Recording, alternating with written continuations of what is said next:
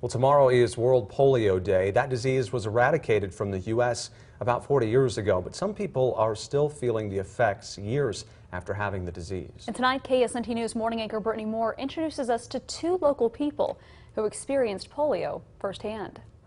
Polio is a contagious virus that can cause paralysis or even death. This is according to the Mayo Clinic. Polio has not been a problem, though, in the U.S. since 1979, but there are still some locals today who were impacted by the disease before it was eradicated.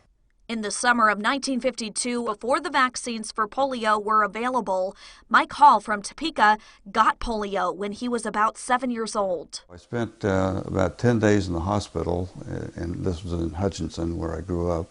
Most people I know probably don't know that I had polio because I don't show any symptoms, but one that has kind of continued to dog me a little bit over the years, I have trouble swallowing. I'm one of the very, very lucky ones who not only didn't die, I have lived a pretty normal life.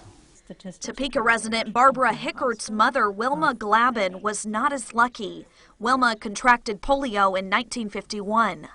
She was in pretty serious condition. They did not really expect her to live.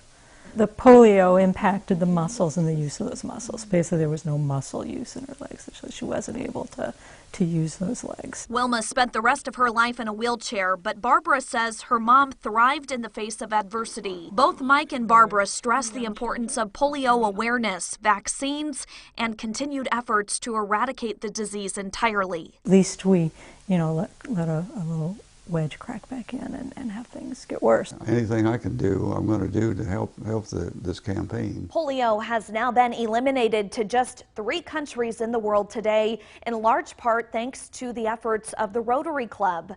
The Topeka Rotary Club is partnering up with the Capper Foundation to hold a ceremony for World Polio Day on Thursday.